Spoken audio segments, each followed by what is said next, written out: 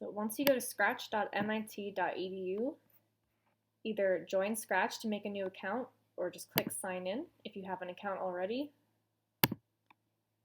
And then once you're signed in, just go up to the top and click create to start a new project.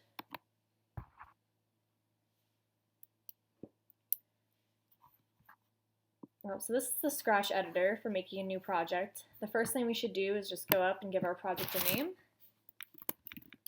I'm going to call mine Annie's Example Project.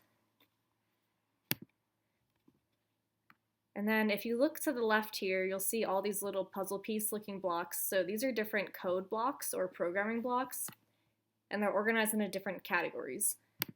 So you can look through them just to get a sense of what they look like, but we'll go through how to write a program in a second. And then the middle portion here is where you're going to drag these blocks to start writing your program. And then the right here, where I'm circling right now, is your little, they call it a stage, but I'm going to call it a scene. It's where we're going to be able to see a preview of what our project looks like. And then down here, so Scratch uses these things called sprites, which are just objects that you can move around and click on. So by default, you start with this cat, which is the Scratch logo, but I'm just going to go ahead and delete it.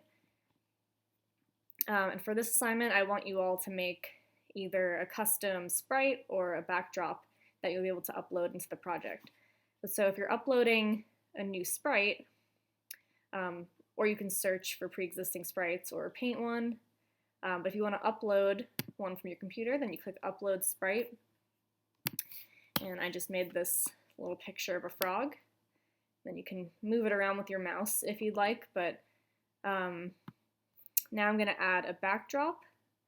So if you want to look at the backdrops they have, you can click the little magnifying glass and then just search. So I'm going to search jungle because I have a frog. And now what I want to do is I want to write a program so that when I press my left arrow on my keyboard, that the frog moves to the left, and then vice versa, when I press the right keypad button, the frog moves to the right. So if we want to do that, we should go to where it says events over here, and then there's this block that says when space key pressed. So I'm going to click that and drag it over here. So what this block does is it says when this event happens, so in this case when I press the space key, do some series of events. And so I'm going to change space to, say, left arrow, and then I'm going to go to the motion category, click and drag this block that says move, and I'm going to go from 10 to -10 because that'll move my frog to the left. So then once I hit the left arrow, the frog now moves to the left.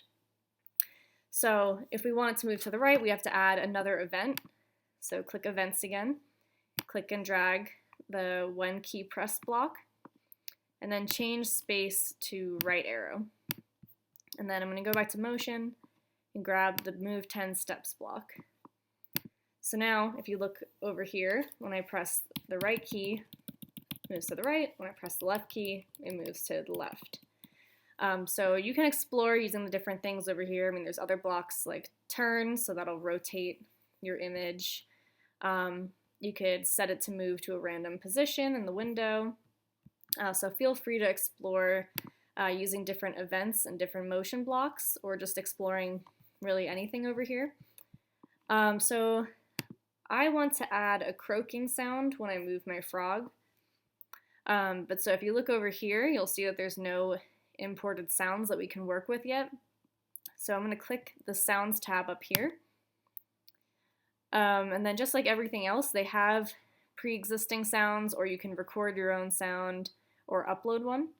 So I'm going to click that, and I'm going to search croak. And if you want, you could preview your sound. So I guess that sounds like a frog. So now we can use the croak sound in our code. And so that should show up here. So I'm going to grab this start sound croak, and I'm going to attach it to the bottom here and over here. So you can see when I click the top part of this block, everything below it moves with it, and that's because it's part of the same programming sequence. So what this says is when I press the left key, move to the left 10 steps, and then play a croaking sound, and then when I press the right key, move 10 steps to the right, and start the croaking sound. So now if I press the left and right keys, we have it doing that.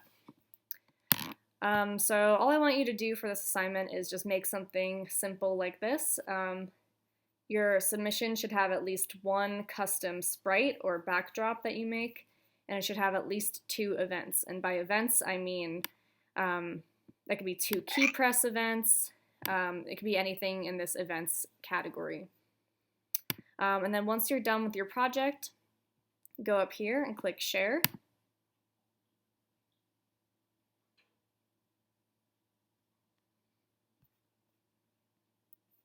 And then click Copy Link. And this link is what you're going to turn in for your submission. But let's say you have a website and you want to embed your Scratch project. You can copy this and put it into your HTML. So a lot of people use this to make interactive things for their websites. But yes, just copy this link and submit it on Canvas, and that's it.